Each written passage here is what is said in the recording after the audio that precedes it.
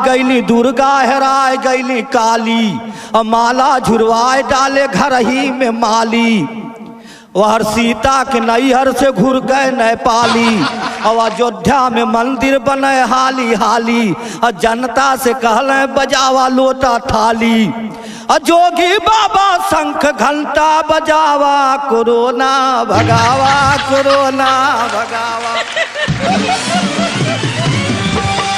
तो दूरी बनावा रहा मत इकट्ठा, दूरी बनावा रहा मत इकट्ठा, और जाबा लगावा मुंह पे बांधा दुपट्टा, जाबा लगावा मुंह पे बांधा दुपट्टा।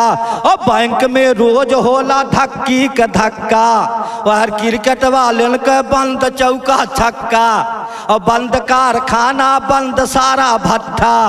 यार पान वाले पोते न पौले चुन्ना कट्ठा, रथ लाइट डीजे के जाम भयल चक्का, रथ टेंट लाइट डीजे के जाम भयल चक्का। अब वापस भयल नाच बाजा का सट्टा, ढोल हारमोनिया धय के ताली बजावा, कोरोना भगावा कोरोना भगावा। तो सब्जी फल किराना बिकल दूध और दवाई, सब्जी फल किराना बिकल दूध और दवाई। अब बाकी दुकान खुली तो कोरोना हो जाई।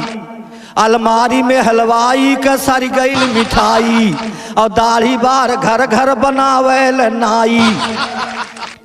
और छोट दुकानदारन के बंद बा कमाई, और MA कयल सब नरेगा में जाई। और जनता के हक में एकठे कैले भलाई, दारू का ठीका दहले पहले खोलवाई।